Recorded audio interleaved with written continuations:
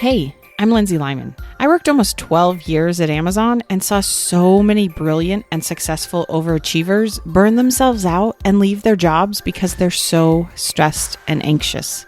But guess what? Having a successful career does not have to be at the expense of your mental sanity and personal time. There's an easier way, and I can show you how. Let's do this. Hey y'all, how you holding up? I don't know what it's like where you're at, but it is definitely flu season. I feel like for the third time here where I am at in Washington State. My kids go to school and they bring home all the germs, and it tends to be like one of them catches it and we all end up catching it. And this latest one is a little tricky. It lasts for quite a while and it comes on hard and you think it's gone very quickly and then it comes back. But are you having cold and flu season where you're at as well? I've been thinking about this concept of having the flu in terms of emotional intelligence and trying to feel good about the work we're doing. And I want to talk to you today about this concept I'm calling having the emotional flu. Okay. So when we think about the flu, if you're like me, anytime I get sick, I love to go online and research. And they always ask, the first thing is, well, what are the symptoms? How do we know we actually have this thing? How are we trying to diagnose it? So if we're talking about emotional flu, what are some of the symptoms and signs you might have it? I think it's like just overall feeling emotionally, mentally terrible, feeling stuck. It usually shows up that like you can't do things you normally would do as quickly or as easily, or it feels really hard and overwhelming. You just kind of feel down. You wake up just dreading the day. When we have the emotional flu, little things like a meeting getting rescheduled or someone missing a deadline or something that wouldn't normally set us off, just like pushes us over the edge, right? These are signs that you might have the emotional flu. You're just not your normal self. A lot of times when we have the emotional flu, we're so tired and exhausted, but we're not able to sleep well. It's very challenging. As I've been talking with people lately, and I'm like, oh, you have the emotional flu. They're like, what do you mean? So one of the people I was speaking with, they came to me and they were like, look, on paper, my life is great and amazing, but I am so tired and burned out. I cannot keep doing this, right? I'm afraid to leave my job because the job market's scary and I hate finding a new job and I don't want to go do that. And I don't feel like I can make the same amount of money unless I'm working in such an intense work environment. And I was like, oh, you have the emotional flu, right? These are signs and symptoms. This might be you. You might have the emotional flu. Another person I was talking with, they're like, my boss is terrible. And I don't disagree with them. They were telling me some of the things. I'm like, yeah, that boss is terrible. They're very unpredictable. This person in particular, they had been getting great positive feedback from their boss saying things are great. We're heading in the right direction. They'd been talking to them about a promotion. And then the annual review process came up and it was a complete 180. And not only were they getting told feedback contrary to that, but their peer feedback didn't support what their boss was saying, that they needed to do better and that they weren't very good at their job. But their boss was extremely rude and belittling in how they were delivering this message, right? So again, I was like, yeah, I get it. This is hard. You just feel stuck and you feel out of control. Like there's nothing you can do. You've got the emotional flu. And in fact, your boss has it too, because clearly they are not in a good place and they're most likely passing it down. Because when this person kind of started to ask questions back to the boss saying like, well, can you give me specific examples or what about this? Their leader was like getting mad and angry. I'm like, oh, for sure. They're really sick too. They've got it, right? It's spreading. It's catching on. One of us has it. And now we all kind of have it.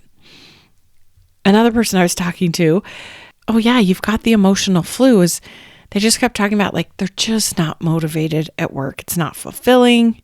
They're not being utilized as much as they should be. They have so much more to offer. This person in particular was a little worried because they're older, so they're nervous about finding something else, but there's not a clear next path. And they've been applying to jobs internally, but like nothing's really working out.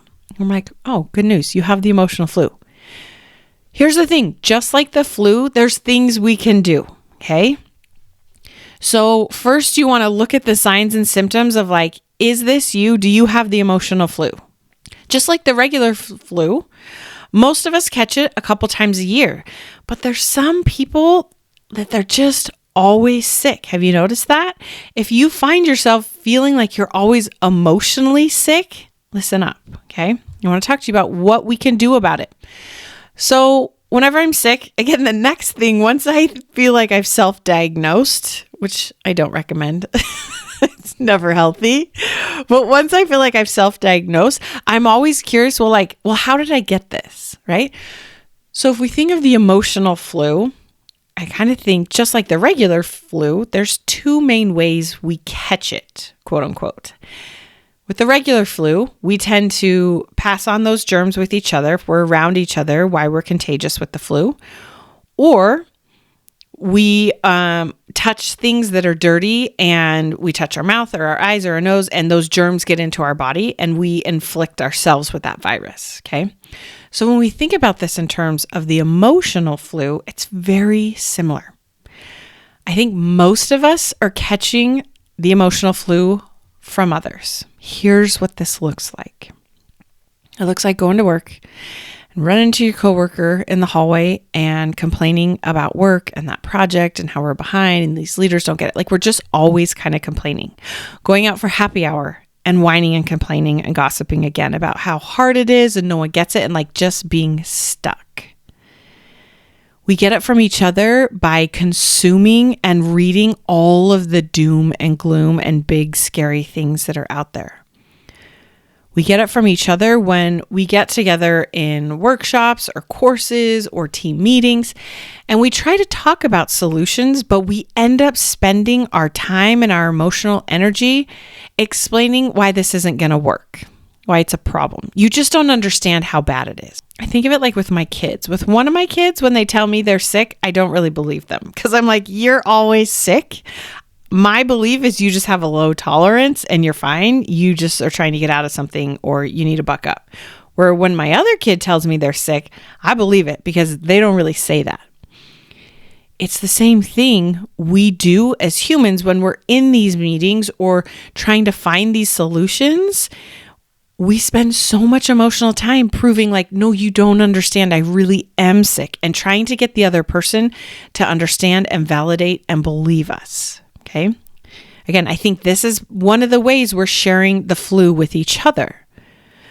The way you might be giving it to yourself, again, to spending that emotional time and energy trying to get others to validate that you do have the emotional flu, but you're also really focused on it. You're always like, oh man, did you hear about the latest layoffs over here? Oh man, did you hear about this person did this and they still couldn't get a job? Did you know the average person coming out of college, blah, blah, blah. Like this is you giving yourself the emotional flu. And we spend so much time ruminating and thinking about it and using it as an excuse to help you feel stuck. You're giving yourself the emotional flu every time you notice how hard and terrible things are, and you're not managing your brain. Remember, your brain is designed to show you the terrible, scary, dangerous things. But you're going to keep giving yourself emotional flu if you are not managing your brain. You're just letting it run wild and tell you all these terrible, horrible things. Okay, so what do? How do you treat it? Guess what? It's very similar to what you would do with the viral flu. First and foremost, if you have the emotional flu, you got to let yourself be sick. You are sick. You are not in a great place. You are tired. You are burned out. You are worn out. You're exhausted. You probably don't feel well. You're not sleeping well. Your relationships are not great. You're not connecting. You're not feeling that support that you want and validation and fulfillment. Like, you're sick. We got to stop and slow down and be sick and give ourselves a little bit of time to rest and recover. When you have the viral flu, you're not going to go run a marathon, but we do this at work when we're emotionally sick. I just got to get through this launch. I just got to go and deliver this thing. I got to get through this next code push. Once next quarter comes, once they hire this person, once the reorg's finalized, once my promo goes through, like, we do these crazy things to push ourselves when we know we're sick and we need to stop and rest. When you have the flu, You're not going to go tell yourself, I'm going to go run a marathon today. You're like, no, I'm sick. I'm staying home. I'm taking a rest. I need a break. And if not, and you go and try to run the marathon with the flu, you end up even more sick and potentially causing longer term damage and injury to your body. It's the same thing with you. You got to take care of you. Be sick, sleep, take a break, drink lots of fluids, rest. Don't overschedule yourself. Don't expect yourself to deliver at the same rate, at the same capacity. Take it easy. Now, I say this and I hear you because you're like, I can't. I have to hit this deliverable. But guess what? You're sick. You can't afford to not take a break. It's got to be even in small micro doses. Okay, so first, if we're trying to treat this, we got to let ourselves slow down and take a little bit of a break. The second, go get the help you need. So when we have the viral flu and it's bad enough, you may need to go to the doctor. You may need to go to the hospital. You may need to take medication multiple times for multiple days. Maybe you're going to take a hot bath. You got to stop and slow down and go help yourself. Go get the help you need. With the emotional flu, you got to get the help you need. You may have to have that honest conversation with your manager about your deliverables. You might need to go on a sabbatical. You may need to go get counseling, hire a therapist, hire a coach, someone that can teach you how to manage your mental and emotional health daily. You may need to go outside, get a hobby, find a new job. Get the help you know you need. Remember, you're giving yourself the emotional flu by listening to what other people around you are doing and by not managing your brain. I personally believe and have seen for thousands of people and myself so many times, hiring a coach is the best help I do to keep myself from getting the emotional flu. I still get it a few times a year, don't get me wrong, but I'm no longer stuck and dreading my job and struggling through every day and feeling totally demotivated. I have figured things out and I've worked really hard and gone through some really hard things to do that because I was taught how to emotionally be healthy and strong and resilient. Hiring a coach really helped me understand one of the biggest things keeping me emotionally sick was I was spending so much emotional time and energy trying to keep everyone around me happy. And in a work setting, there's a lot of pressure and stress to do this because your boss and your leaders impact your career, whether you have a job or not. They can fire you and you can no longer have a job, which feels scary. Naturally, we want our bosses to like us and think we're doing a good job. As humans, we want others to like us. But when we're doing this in unhealthy ways, we're people pleasing and we're lying. We're saying, yes, we can do this. Yes, we can hit this deliverable when really we can't. We're spending so much of our emotional health trying to make sure everyone around us is happy and good because we work as a team. And a lot of times us being able to deliver is dependent upon someone else. So we don't want to disappoint them and say no. But again, we're just lying to them. Not only are we taking it on at the expense of ourselves, but we usually take it on at the expense of the people we love and like the most. They're the ones we take it out on. We spend so much emotional energy wanting others to like us, to think we're doing a good job so that we can feel valued, so that we can feel appreciated, so that we can have a false sense of security that this job is going to stay and I'm going to continue to get a paycheck. If you don't know how to be comfortable being uncomfortable, you're going to continue to stay emotionally sick.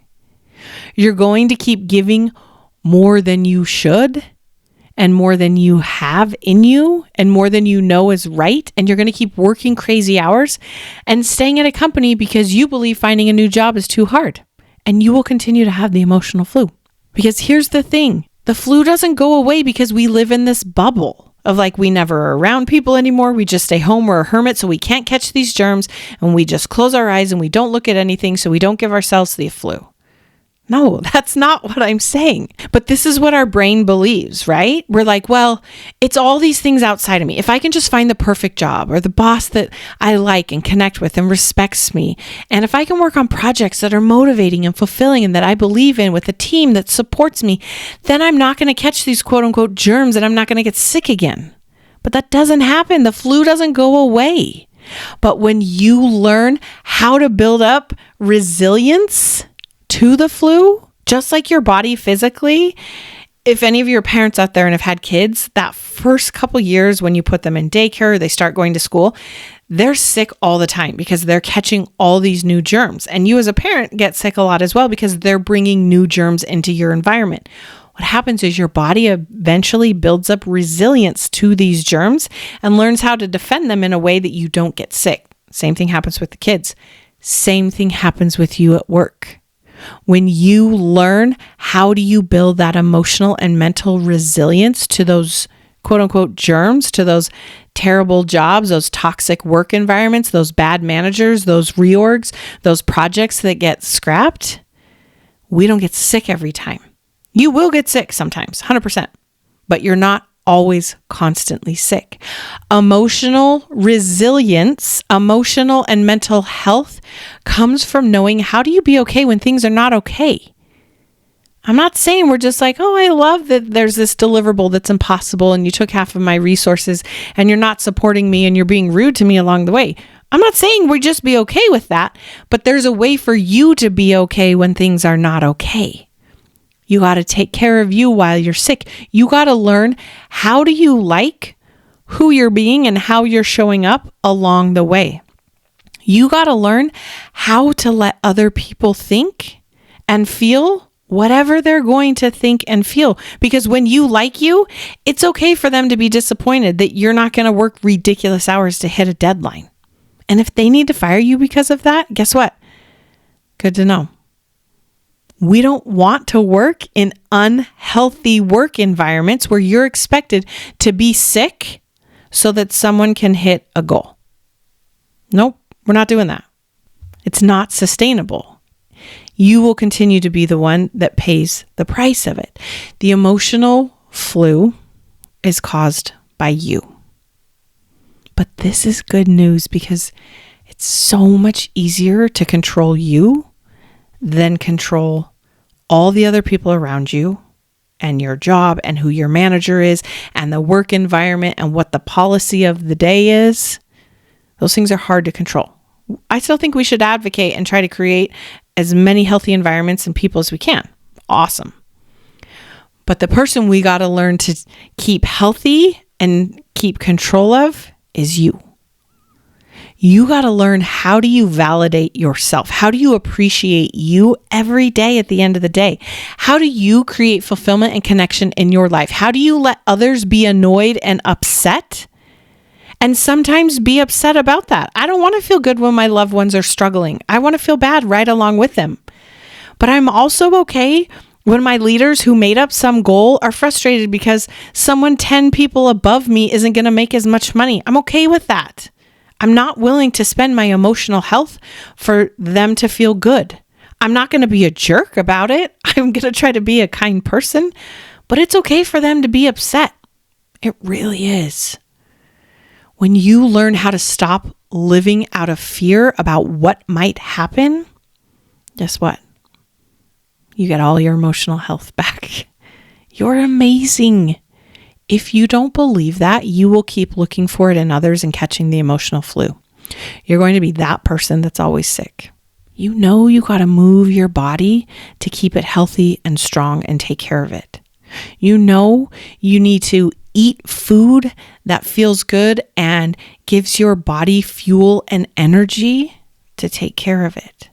You know you need to have some sort of religious or spiritual practice to feed your spirit. But you also need to have an ongoing practice, actions, things you do to take care of your emotional and mental health. These are things like therapy, like coaching, like support groups, like mentor programs. Take care of you. What you resist will persist. when you're ready and have finally had enough, that's when things change. But I want to offer to you, maybe you don't have to wait until you're completely hooked on the corporate crack and need to go to rehab. Let's get you to making healthy choices daily. Let's stop having our quote unquote medicine for our mental and emotional health be living for the weekends and vacations and breaks. You got to learn how to be able to be a calm, mentally healthy person every day while the craziness is happening. Because that's when you can show up as your best and be proud of you for doing it and work and be successful and amazing at what you do and have an amazing, successful life outside of work as well. To take care of yourself when you have the emotional flu, first you need to rest and take care of yourself. Have realistic expectations and give yourself a little bit of time to recover and take a break. Then second, you need to go and get the help you deserve to learn healthy habits, not just what those habits should be, but help implementing them in real ways that actually work for your situation. This is what I do. If you want help, reach out to me. You and I can connect for a coffee chat. There's zero commitment. And if I'm not the coach for you, awesome. I genuinely want you to find the help you deserve, no matter what option that might be. You deserve it. The emotional flu is coming from you, which also means you are in control of finding the solution. I know you can do it. All right, y'all. You're amazing. You got this. We'll talk soon. If what you're learning from this podcast is helping, this is just the beginning. Each week, I offer a limited number of coffee chats so that you and I can connect one-on-one and talk specifically about what's going on for you. You'll leave this call feeling more hopeful and motivated, but I'm also going to teach you a few things to try right away to get unstuck. Space is very limited and these are free, so grab your spot before they're gone. Click the link in the show notes or go to lindsaylymancoaching.com/chat and sign up today. You got this.